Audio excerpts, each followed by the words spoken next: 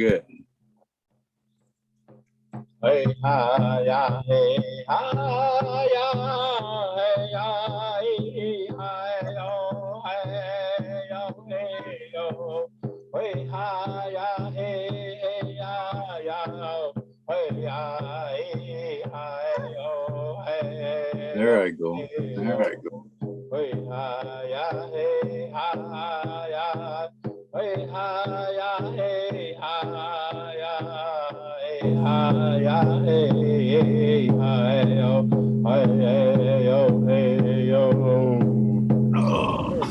Community College Ukiebino yo yo me too gashi dagush kashka yogi piano yo yo wata pevi hagi ktabi ihaji ya bino hey yo hey yo hey ha ya hey ha ya hey ya hey ha yo hey yo hey yo hey ha ya hey ya yo hey ha yo hey yo hey yo hey ha ya hey ha ya hey ha ya hey ha ya hey ha yo hey yo hey yo Community College Ukiebino yo yo me too gashi dagush kashka yogi piano yo yo wata pevi hagi ktabi ihaji ya bino hey yo hey yo hey ha ya hey ha ya hey ya hey ha yo hey yo hey yo hey ha ya hey ya yo hey ya Stay right there. hey yo hey yo hey ha ya hey ha hey ha ya hey ha ya hey ha ya hey ha hey yo hey yo hey yo Enough. Community College Ukiebino yo yo me too gashi dagush kashka yogi piano yo yo wata pevi akitabi ihaji ya bino hey yo hey yo hey ha ya hey ha ya hey ya hey ha yo hey yo hey yo hey ha ya hey ya yo hey ya hey ha yo hey yo hey yo hey ha ya hey ha hey ha ya hey ha ya hey ha ya hey ha hey yo hey yo hey yo Fort Peck Community College Munchies. You got the munchies.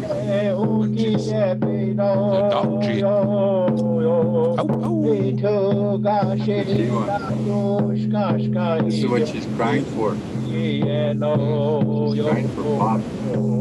Wata pepe hagi tabi ihaji ya bino hey yo Haumadakepi, Kedawachi Akapido. Welcome, relatives, to the Buffalo Chasers podcast here November 4th, 2021. Thank you again for joining us on our weekly podcast, joined per usual. Can you hear me? Yep. Oh, my mic went out here. Per usual, joined by Mr. Earl Bullhead, Mr. Tommy Christian are both in the house, and we have special guests, Mini Dog, here to join us with our podcasting, talking about mental health in a good way, good cultural discussions. I always enjoy. It's favorite part of my week, so settle down and listen to these guys. So if Dexy Earl, if you're able to, we'll check ya yakakikta oyakihi. That would be right on if you could share a prayer with us in a good way. Then we can get started off on our discussion.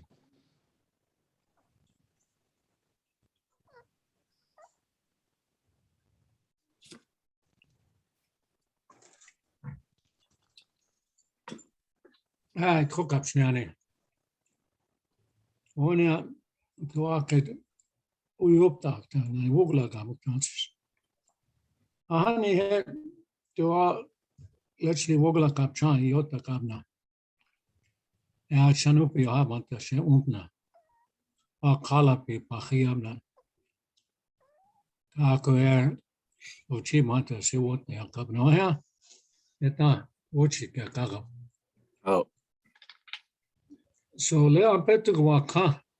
Akhe okina jikile. Akuku ka he wogla kakti ke he. Ushechchi unche unle. Lila unichap chapena. Takuyon git kapena. Ota slolia chim chatel. Elu iwogla kauyaka. So he un her wocheke wakage tile. Enacha yuha iblukcha wocheke wakage. At khokashila. Le wakajo git kap uta nahchi. Uspei chimcha.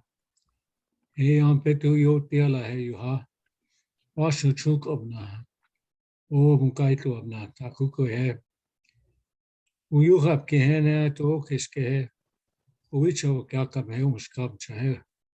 Ushech shiwash angu ki api. Chahe upilat haka heta ukte.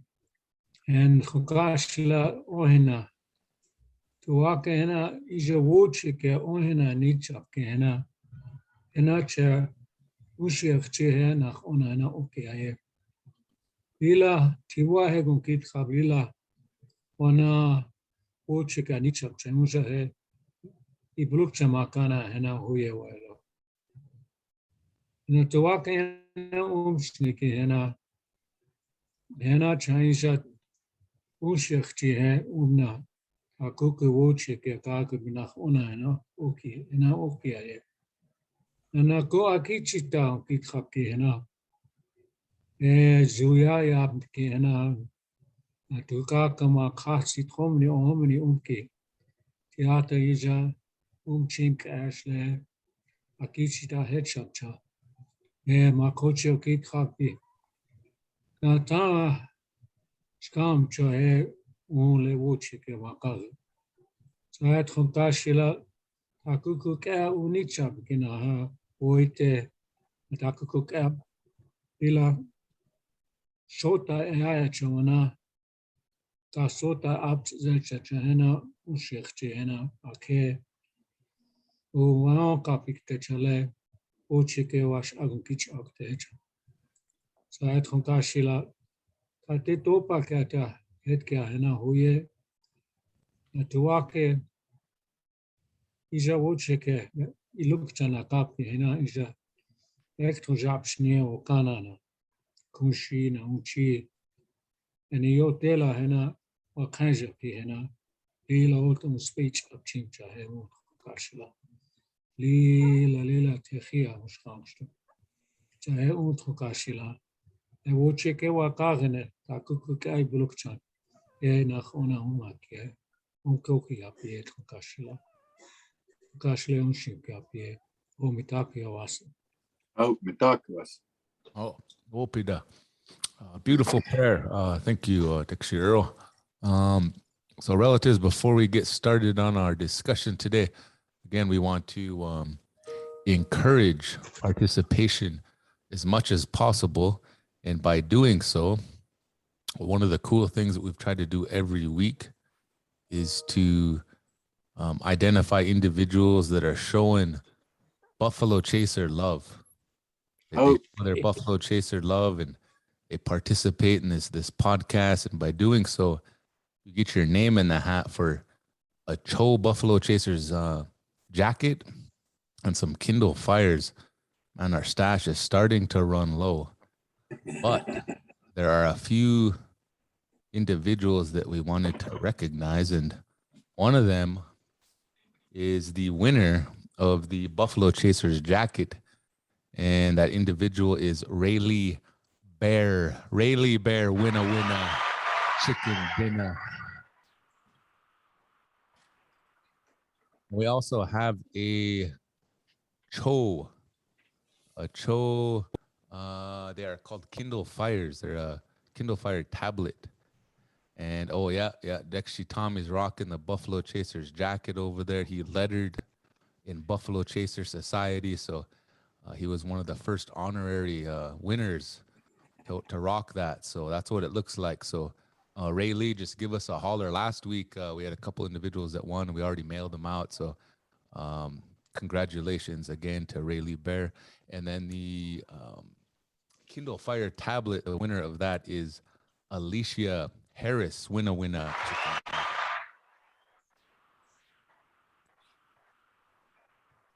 So you can redeem both of those prizes by just stopping over at the Warrego Vision. We are on a quasi campus lockdown to the public.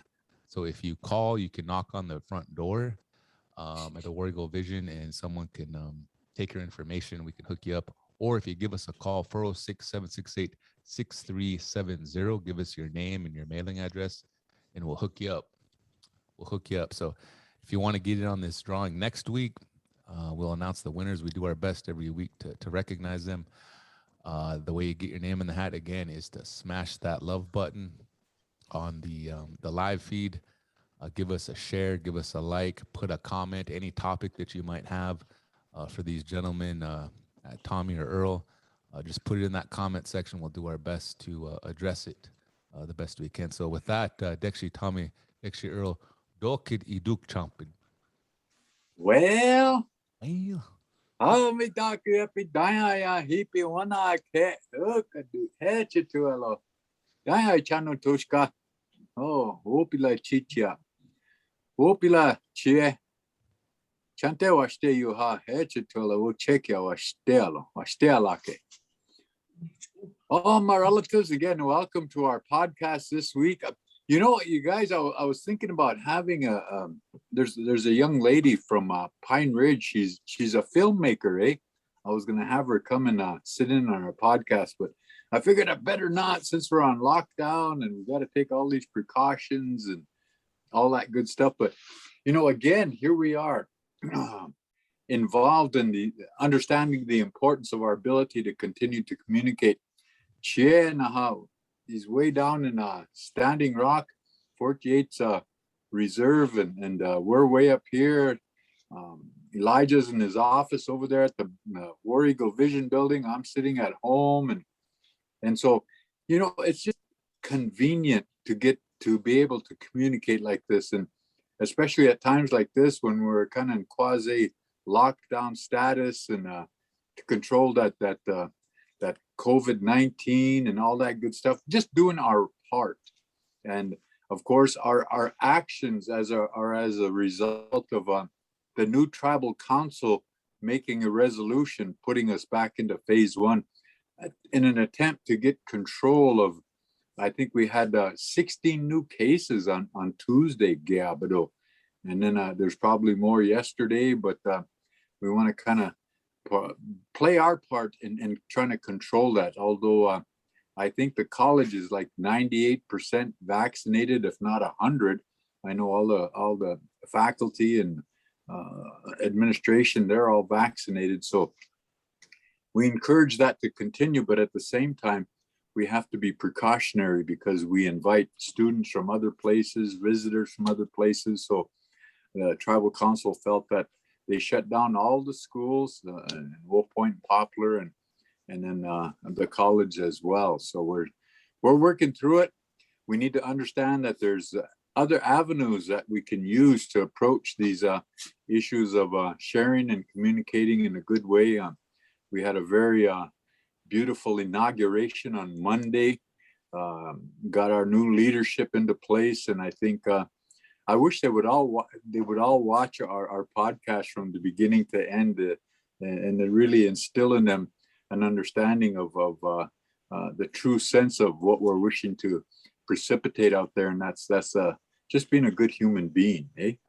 And I think that should be something that becomes important to our leadership. So, and again, in that natural way, I was there. I was facilitating the whole gathering of the inauguration. I felt very honored to be a participant, but in a natural way, we are living on a Assiniboine and Sioux reservation, and we have a little bit of differences there. The language is close but not the same, and ceremonies are different. But we live on the same reservation, and in that natural process, there's just about the same amount of Nakona as there is Dakota that are representative on our leadership. It just works out that way. And then we got 5 women that sit on our council as well. Nobody intended to make it like that. There's not a requirement. It just naturally worked out that way. And again, also, I just wanted to add, I think as I peruse the leadership there, it's about 95% drug and alcohol free in our leadership. And that's natural. That's not a prerequisite. It's not a requirement to run for leadership. You don't drink or drink. It just naturally worked out that way. And the reason I'm bringing this up, my relatives, is because that natural law process, if you let it just happen, it just kind of takes care of itself, especially in Indian country. And again, people, they get contentious, and of course there's sour grapes, we can understand that. But the development of one's character will help you not carry that on so long to whereas it affects other people. But we're very competitive in our nature and in our spirit, but at the same time, we understand the importance of really supporting the new elected leadership. And I wanted to kind of put that in perspective when I was facilitating, because I said what we participated in on Saturday was what our veterans, our men and our women that put themselves in harm's way, fight for. And we cannot take that for granted. And that's the right to go vote in that democratic process and establish a leadership. And of course, after, there's going to be all kind of words and stuff like that. But as First Nations people, as Dakota, Lakota, Nakona people, we need to represent not only ourselves, our family, our tribe, our community in a dignified, honorable way, so that we continue to sustain the integrity of who we are as a peoples. And see, that's why I'm mentioning this. We're not being political. We're just helping us all understand the importance of, with the inclusiveness of our value system, this avenue in which we communicate these differences, that diversity is kind of non-threatening, eh? Because I can sit in my house and talk tough and say all this stuff and get that keyboard courage and say everything, because I'm not facing you, eh? It's different when it's face to face. But we hope that as we do these things, we become responsible into really sharing in a good way, not wanting to hurt anybody's feelings, not wanting to take advantage of anybody, or not take this venue for granted as it relates to the expression of how we're feeling and how our emotions are helping us to get through these tough times and all that good stuff. And I was listening to my brother, my older brother here, pray again. And in that, he's talked lots about strength, giving ourselves strength to really help deal with the tough times that we're going through, especially as it relates to some of these illnesses that we're contending with. And, I share those openly. I share those because I feel comfortable in my own home.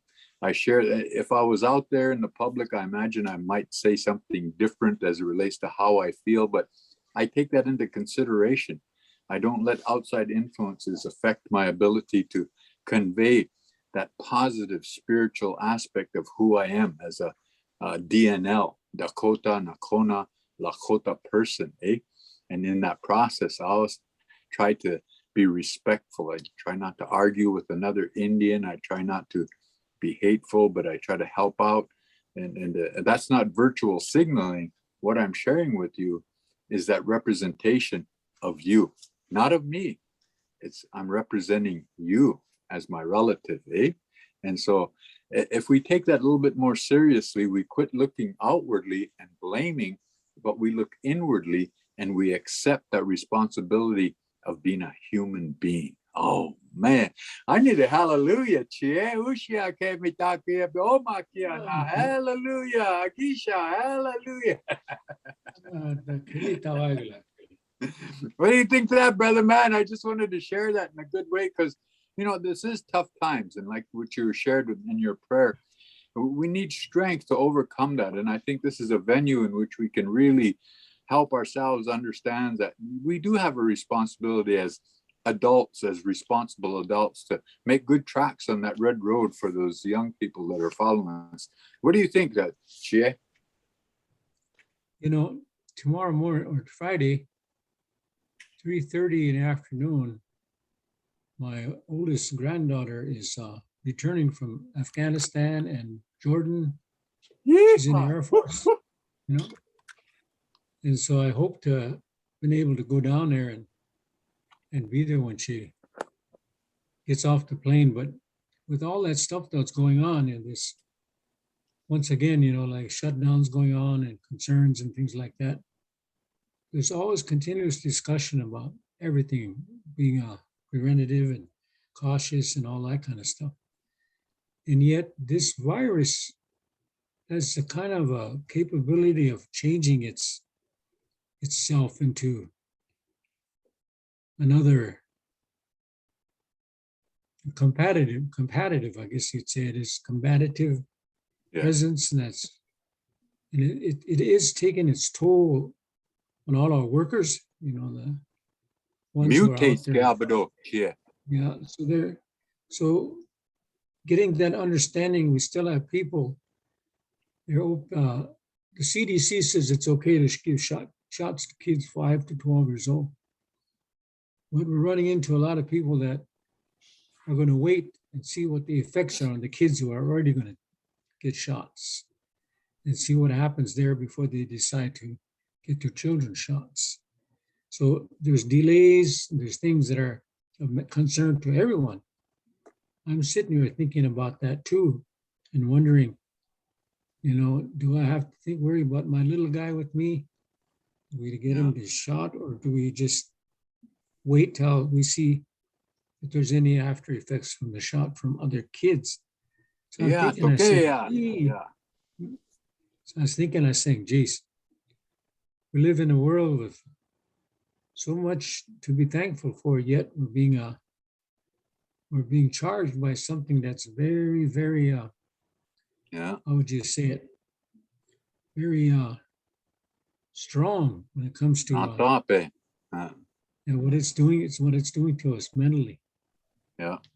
And so, like right now, you know, we're having these conferences at school, and people are, and I can't blame them. They don't want to expose their kids too much in public for things, but yet we look on national television, and wherever there's a big game going on, World Series or football, you see all these people with no masks.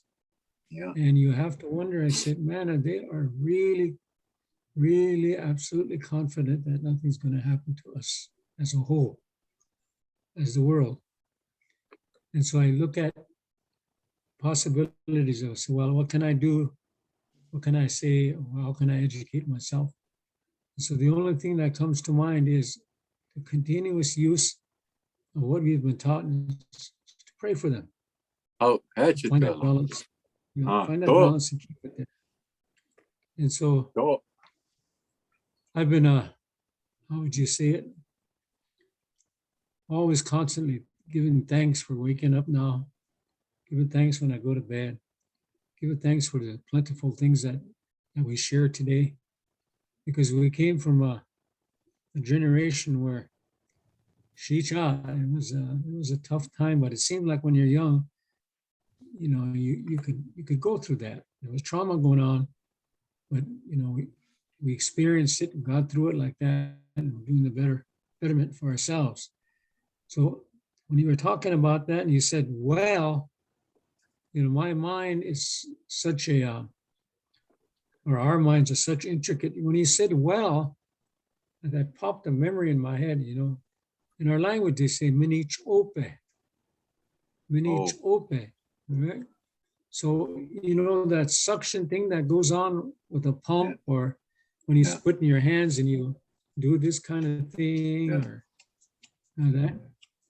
that's what it's describing. So when you pull that pump, it's doing that sucking kind of thing. Yeah. So they call it minich ope. Yeah. You know. So anyway, there's a storyline that goes with that, and it ends up with what's his name. So my mind is, I set it off now. So I hope that returns, because I remember really laughing at that when I first heard that. Anyway, and that's years back. Fred, one of our neighbors, old man, he told that to us boys, as young boys, and I honestly think to myself, I said, we did not spend a lot of time trying to memorize things we were told. You know, we're so busy with our lives, with everything, competitive spirit, you know, freestyle, free this and that. And so my suggestion to people that want to help us out is to find words that you don't understand or want to learn about, and give us a heads up, you know. We'll figure it out, or I'll figure it out, or I'll call people.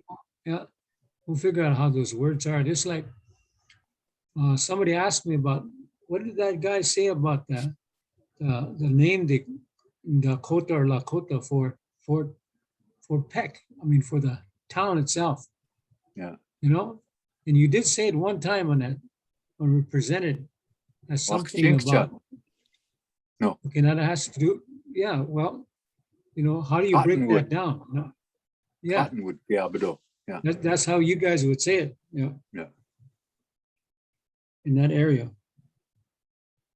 Here it's got a who in it. Yeah, it's got a who in it. I mean, it has a sound of who. So how would you say it, Chair? I really don't know the proper usage of it, but I know it's wachi something wood anyway. Cottonwood Creek. Yeah. Yeah, so was that done in L, D, or N? D. It was done. Okay, well, I'll find out and look at it, because, you know, I was asked that before, because they say the first teepee concept of it came from a child. They were playing with these cottonwood leaves, right? They're just as toys, and how they wrapped it around these little tiny poles was the beginning of what they call a tiprestola, or the stem, yeah. Yeah, so they use the leaf to wrap around with, the stick in it and make a cone around it as toys, you know, kids. And so they tell us orally that's the beginning of what we see today as what everybody says, a teepee. But a teepee is really the proper word that we use for it, you know. Tiprestola, or, you know, Oh. Everybody in the world knows it as teepee. Yeah. Yeah.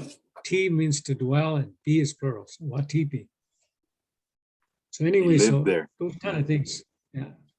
So anyway, my next question I have about thinking things over, thinking about stuff, I said, I am kind of like, how would you say it? Anybody has some information where I can get a hold of, you're talking to this machine, and then it'll put the English text on a computer. Oh, yeah. You ever hear that? Yeah. Yeah. I think that would be I think it'd be a good thing to look for. Dragon Speak, Gabdo. Oh. What do they call it? Dragon Speak. Dragon Speak. It's a software program. It's the name. Dragon Speaks? Yeah, Dragon Speak. Dragon Speak. Yeah, we use it at a lot of higher education, or any educational institutions use it for students that can't use their hands. Say we Okay. had an employee once that had multiple sclerosis or whatever and could not use his hands anymore, but he could speak really good. So he would speak English, and all of a sudden he would type it out in a Word document or in an email. It's pretty cool how it works. Yeah, can you imagine all the stories that we can put out in text just from our own experiences, you know? Yeah. So I think that really be neat to try to step into that. So I'm gonna look for one and see if I can find one, because with all the things that I have right now, you know, if you look up here, you know, on my shelf over here, see behind me, those are all cultural books, songs, stories, you know, that are yet to be gone through and edited and put into lessons. You know? Oh. And I'm getting concerned about it, because when I'm 73 now, you know, so Yeah. I haven't I'm yet- right behind you. I haven't gotten yet to editing those, you know. Yeah. So I think that the way things have played out and the way we're doing things is awesome, because it just fits into the wisdom that our elders should hold us, you know. Yeah. And, you know, when you get old, you're not going to be able to do those things anymore. So let's stay with it as long as we can, you know. I really think that there's really significant, a lot of stories and history that we need to share. Oh. And one of the things is I did find some material on Milk River Agency before it became Fort Peck. You know, it was up in Milk River Agency. And reason being I knew about that is because I had a grandma that was married to a Frenchman that lived there. And then from there, I believe that their offspring married into the Nez Perce. You know, Chie, so- you don't want to confuse that with Fort Belknap, because Fort Belknap refers to themselves as Milk River Agency. all right, but that's Yeah, where Major McLaughlin was. Yeah. So there's that. Belknap's involved in it too, huh? Yeah. Well, I have Because, some written. I Go have ahead. a written document explaining all that, saying that they were warring against the Grovans, you know, at Yeah. that time. Yeah. So the three brothers left from here at the mouth of the Moore River, either by boat or however, and they went up there because that was going on. Yeah. That would be like Fort But that's it. Belknap, the Little Rockies. That way. I have to keep that in mind, because I've never met the gentleman, but his name is Alex Williams. You know, I need to find him before I get too old. Oh, But he's the one that, you know, he gifted me with some things because he found out some history about our family up there. You know, that happened in Seattle quite a few years ago. You know, a little off the subject there, but anyway, that's where my mind's thinking today. But I've always been able to, how would you say it, find some means or some way in which to study history or try to find out things like that. And one of the major ones that I'm still trying to get in my mindset is there's so much work to be done, you know. I made a listing of all the songs that can be used when you're going on a habeletia. You guys asked me to do that. Yeah, I go back and I say, where did I put that list? Because I did it, all the songs that would be proper to go. It's in there someplace, you know. remember you made those for me, and here I lost them too. I lost that tape you gave me. Ooh, gee. Well, anyway, those songs were all taken out of the Densmore collection. Mm-hmm. You know, that aspect of it. There were songs that were all in there. I translated, or not translated, but I identified, getting ready to learn the songs, and I couldn't find the list. So we got to stay on task and try to get those things done before time passes us up, you know. You know, it's really comical sometimes too, you know, like one day my wife out of the clear blue sky, she said, I need to ask you something. I said, what's that? Where do you want to be laid to rest? I said, well, yeah. I said, Well, why yeah. are you asking me? I'm only 30 years old. I said, Joe, I'll let you. But Yeah. that's reality. Yeah. Oh, You have to talk about those things Mm. in a mature manner because, I mean, you took Oh, about Lila what it Otechike. costs to, it costs to lay Yeah. your relatives to rest, especially when they come almost back to back. That's tough. Yeah. Yeah. And then sadder than that is you can't get to them because of this COVID. Yeah. Yeah. We just lost another elderly that's from my community, and her services are being arranged. And she was a teacher for many years, many years. And it's her daughter that's now our council chairwoman. Oh, she's that. Yeah, Uh-huh. she's been sworn in. I was told she's been sworn in, so she's now officially our tribal chairwoman. No more It's fighting, only huh? been- Well, it got so, round and round and round, this and that, bickering. You get tired of that after a while, so you go ahead and do what needs to be done. So they swore her in. Yeah. So- She live on the res now or what? Yeah. Yeah. She's well educated, veteran, she's business minded. So we'll see how it goes, Well, But- brother man, you know that there's a prophecy that our women are going to be the ones that are going to bring us through this healing process. And Yeah. if they don't listen to the history or the philosophy about how we were going to get over this, they're going to continue to treat our women with disrespect, and they don't understand my reference to the ones that supported me was I referred to them as wives, and that wasn't fair to them. But I didn't know how to say that. I said, I have 10 wives. I should have said, "Mihchemana mihasani hemetcha." Yeah. And I referred to them in different, I didn't know how to explain it in English. And I was interviewed one time and they said, well, how many wives do you have? And I looked and I didn't know how to say it then.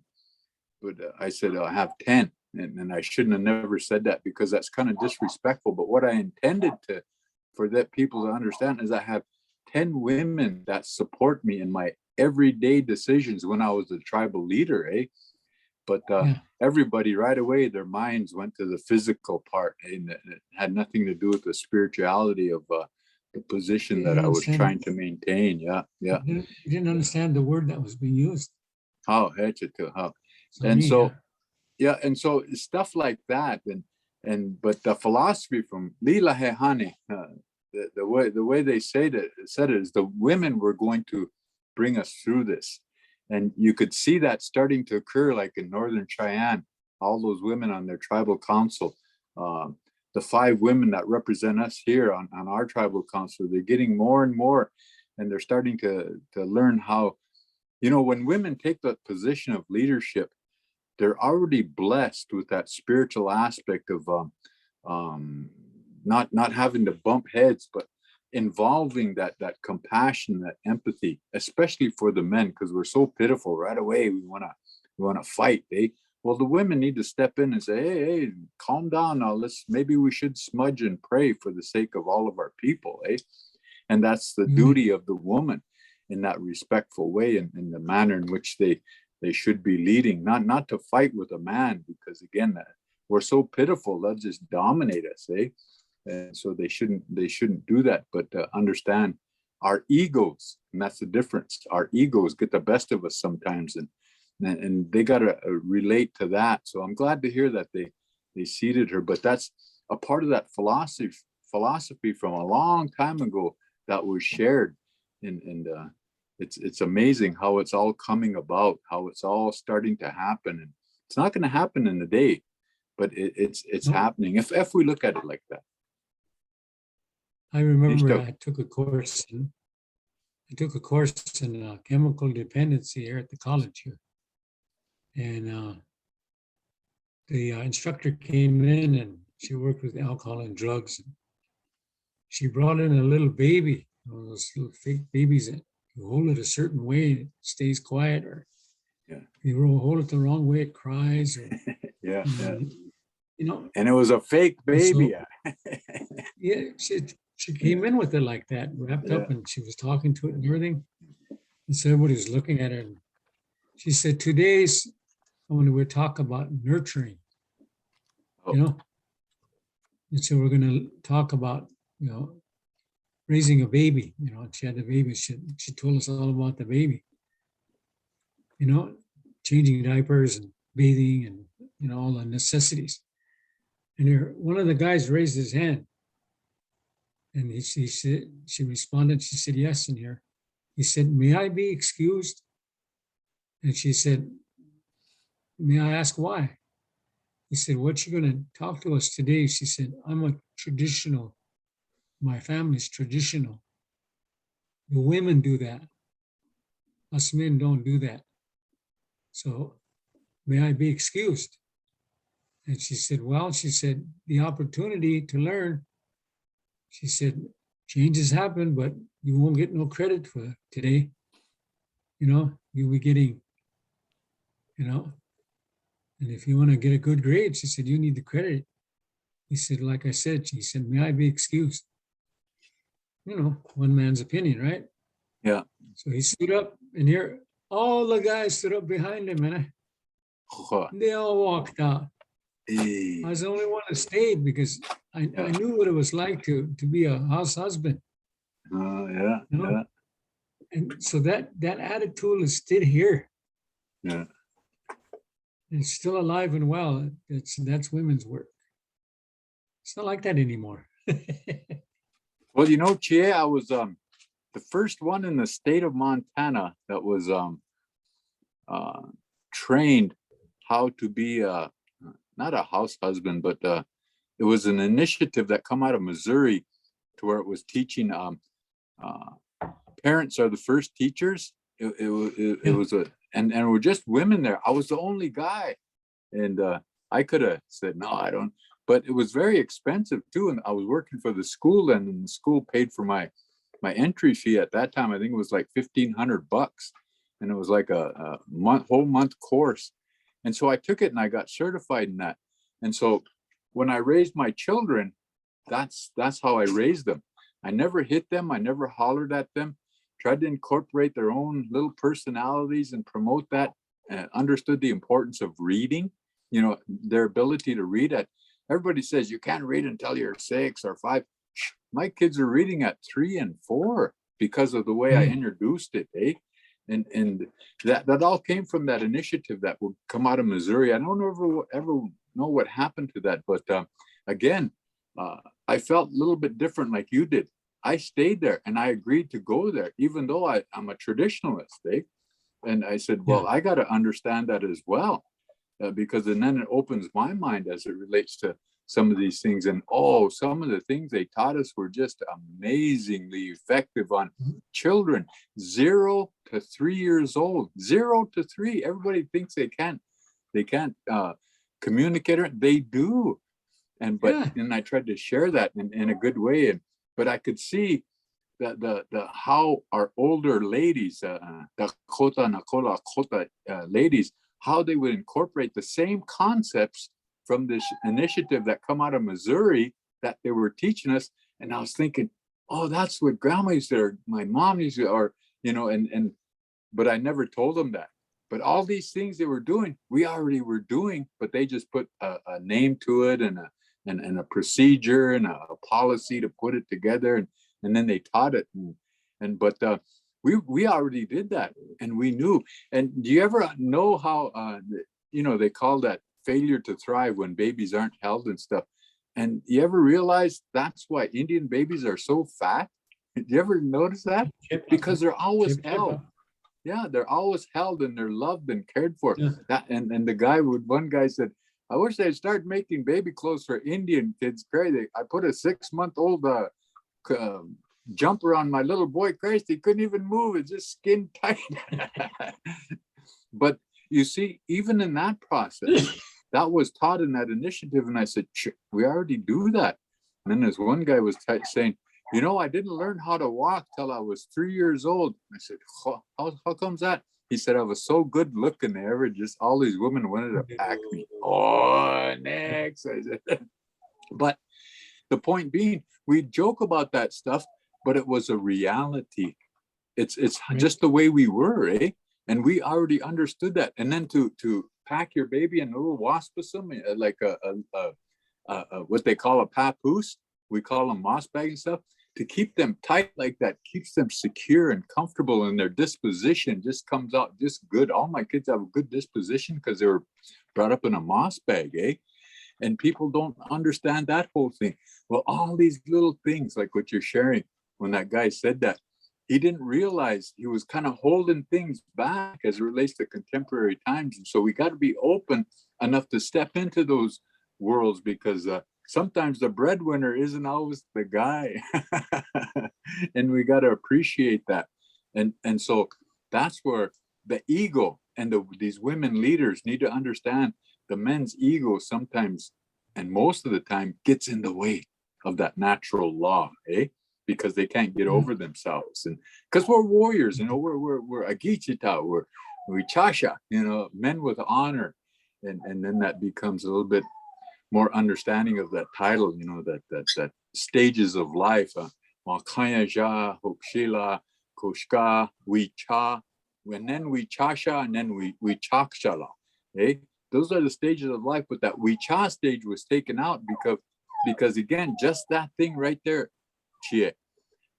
They didn't teach us how to become men from Koshka. From Koshka, we should have went into that stage of learning the importance of reproduction and how to become a parent from a man's perspective. Hey, is that cool or what? You know, they asked me about what Koshka meant, and I said, frazzle the hormones. I said, you know, I was telling him about, Big I nose. was telling him about Minichope. This old man came to the very important meeting, but he didn't understand English, you know. Yeah. But they brought this guy in to interpret and to tell the old man who didn't understand English what this guy was talking about. So this man was presenting and he was talking, and he went on and on like that, and pretty soon he started using the word, well, he'd say, you know. And so this guy would say, oh, and minich opi hello, he said. So he told the man he's talking about a water well, you know. Yeah. He said, yeah. So then pretty soon he talks some more. Well, I said, minich opi hello. Pumping that water. Eh? See, I told you I remember that. To Oh, me, that's funny. Not so. Every time he said, well, he said, just to gather his thoughts in here. Minich opi hello. Talking about a water well. So anyway, last question. These programs that are under grants, they have a status called C something, COS or something, 05 or something. My daughter called and said, there's an application that you can submit, and if you qualify, you can get reimbursed or whatever. But they said if it's a grant, you know, program or school, are we under that? Our grant, it has it's a tax thing. We're 501c3 chartered under Fort That's it. Tribes. Yeah, that's it. Okay. We're big time. We're like about half of our operating budget is all grant funding. So it makes the wheel go round here at Fort Peck Community College, grant funding. You're eligible for those types of grants, 501c3 under that status, Chie. Okay. All right. It's a nonprofit. It's what they call a nonprofit status. You're not in it for profit. It's just for taxation and stuff like that. Well, the reason I was saying that is trying to convince these people here. I need a they call them paraprofessional for me to keep up with these kids now, because I got a whole new how would you say it now? whiteboard where I can make conjugation forms, put all the verbs in place, future, negative, all that into place. Different Playing colors. good, eh? I mean, it's just awesome. Yeah. Yeah, so I'm into that. We just got them installed. So yesterday I started. So pretty exciting about that. Well, anyway, We've I had got to those- run back to a parent teachers conference here. So, Okay, well, we're just about done. Okay, Oh, hey, that's the- Toshka. Okay, wash the do. Mitake pi doksta kewach ke pik to do. Dragon speech. Dragon speaks. Dragon speech. I mispronounced. I thought it was dragon Okay. speech, but it's Dragon dragon speech. speech. And I can visit with you after the call sometime, and we'll see what we can do to help you out with that. All right. Dragon speech. Dragon Okay, speech. I'm gonna skedaddle. I gotta get back. Flowingly. Mahapi.